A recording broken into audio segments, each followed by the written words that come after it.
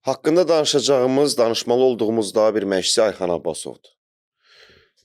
Belə imkanlara baxmayaraq, ən aşağı büdcə olmasına baxmayaraq, çempionatımızda yeganə sponsorsuz komanda olmasına baxmayaraq, belə döyüşkən komanda formalaşdırdısa, yerli və gənc futbolçulardan ibarət əla deyə bilmirik. Təbii ki, bəllidir də, aşağı-yuxarı büdcə, şərait, ortadadır hər şey. Amma doğrudan da təqdirə layiq, tərifə layiq komanda izlədik Ayxan müəllimin ifasında. Nəticədə AFFA tərəfindən də etimad qazandı. U21 milli komandamıza cəlb olunub. Bundan sonra paralel 2 cəbhədə çalışacaq. Yaxşı bir fikir səsləndirib ki, növbəti mövsümdə də biz bilirik ki, komandaların büdcələri azaldılacaq. Yəni bu daha çox Şamaxıya daha çox təsir edə bilər.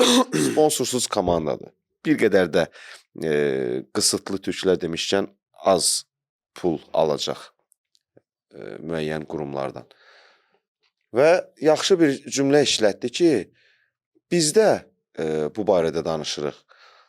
Yaxşı maliyyə dayağı olan klublar da gileylənir oyunlardan sonra. Onlar da bildirirlər ki, bizim pulumuz çatmır, bizim büdcəmiz çatmır, çatışmazlığımız çoxdur. Onlar da danışsın, desin və yaxud məcazi mənada deyirəm. Onlar da ağlasın, biz də ağlayaq. Yəni, düzgün deyil də.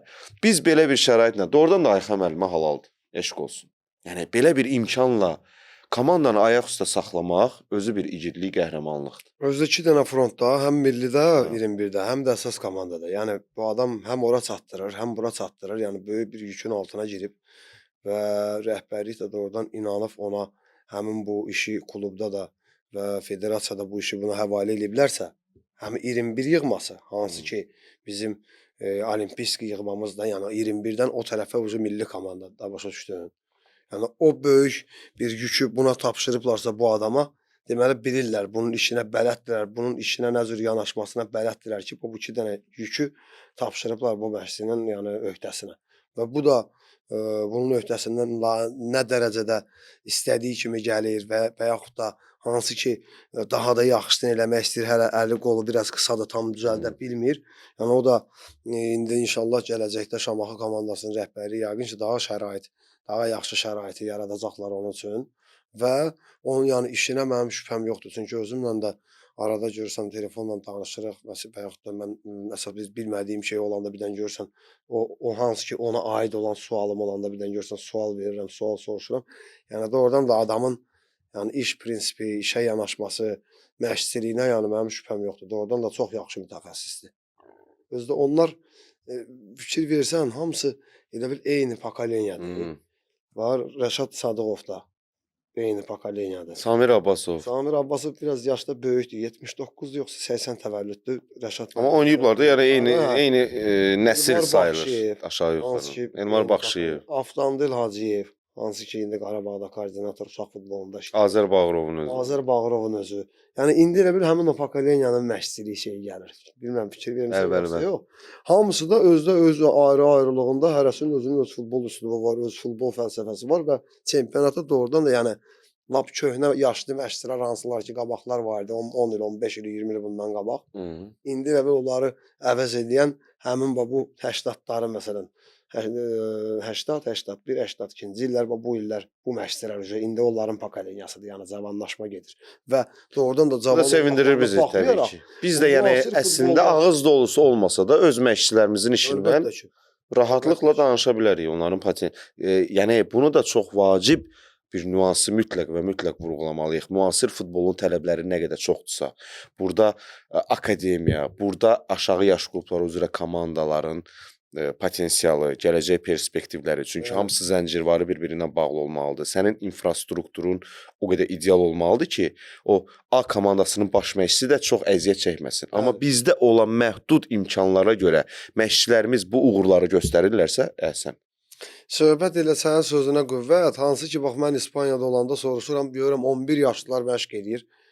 Hamısı da çotki görür da, saat kimi görür. 11 yaşı var Real Madridin oyuncusunun. 11 bu boydadır, top boyda. Amma meydançada məşqdə oradan başa salır, arxadan oyun qururlar, deyir ki, 6 nömrə ilə 8 nömrəyə sən buradan bu belə getdisə, buradan belə quracaqsan, neynəsən piti verir. Baxırsan saat kimi balaca uşaqdır da 11 yaşı var. Amma elə çotki görürlər. Mexanizm. Və mexanizmlə də o tərəfə pası, şiddətli pası ilə soxur ki ona. O birisi bizdəki kimi demir, hara pası bərk soxdun, bərk versən xıtdəyimə. Nə qədər bərk soxur, o birisinin elə texnikası var ki. Şappadan ayağını elə qoyur ki 11 yaşında. Saxladı, yumşaq. Kutu kimi durur top qabağında. 5 soluna gələn ayağına, sol ayağına gələn topu sağ ayağın çölündən burasından belə mənki sağdır. Belə eləyib saxlamır ha. Solunu yumşaq qoyur, saxlayır. Biz amma 17, 18, 19 yaş uşağın soluna gəlir, sağın çölündən belə saxlayır. Deyir, hə müəllim, sol mənim deyir, axı mən nə qayırım solundan dedim, birdən dəyər ayağıma əyri gedir. Ha onsuz da belə də saxlayır, dəyəri buradan üstündən əyri gedir də. Söhbət ondan gedir ki, bunlar 10-11 yaşına qədər Bu da həmin o uşağın yeniyetmənin tənbəlliyindən irəli gəlir. Qardaş, sənin çatış demirsən mənim deyil. Bəs bu məşq nə üçündür? Get heç mən fərdi məşq. Məşqdən sonra qal, saat yarım, 2 saat, 3 saat öz üzərində işlə. Və oradakı məşqçilər həmin 11 yaşında Realın futbolçusu məşqçisi sənin sözünə qüvvət, bayaqçı ona gətirir demək. İndi zəncirvari bağlayıram bir-birinə. Baş məşqçi orada əlinin altında olan futbolçu öyrətməli deyil, pası belə saxla, elə saxla. Bizdə bu liqada da bəlkə elə futbolçular var ki, məşqçi ona deyir ki, ayağın burasından saxla, burasından vur. Pası uzun verəndə ayağın burasından ver. Hə bu 19-20 yaşında bu uşaq bunu göz yumulu verməlidir. 60-70 metr uzun pası. Göydə sallanmasın və yaxud da vurup verəcəksən, nə edəcəksən. Aşağıdan pişə-pişə yavaş-yavaş 13, 15, 17, 16, 19, 20 əsas komandaya gələndə məşqçi onu əziyyət çəkməli deyil. Deməlidir ki, Ruslan, Latif, davay Ruslan, Seymur, davay tık bunu eləyir çıxır meydansada. Çot ki başa salırsan da çıxıb bilirsən ki, görürsən onu. 11 yaşındakı uşaq da məşqçi orada deyir ki, mənə lazım deyil Alonso, nə bilim, Xabi. Qardaş, ayağın burasından saxla yox. Saxlaya bilmədin. 1-2 sırazını açıqdan dəyiş davay obursun gəl. Bir ay lazım deyirsən. Hamısı hazır vəziyyətdə, fərdi bu tərəfdə hazırlaşırlar məşqlərə. Gecə günüz məşq oldu, olmadı. 1 saat, 2 saat hamısı ki təməl texnikasını fərdi məşqçilər öyrədirlər onlara. Gedirlər onlarda, bu işə gəlib girəndə də baş məşqçiyə o qədər yük düşmür. Mən necə yüklənirəm, məşqimi zayıram, yazıram.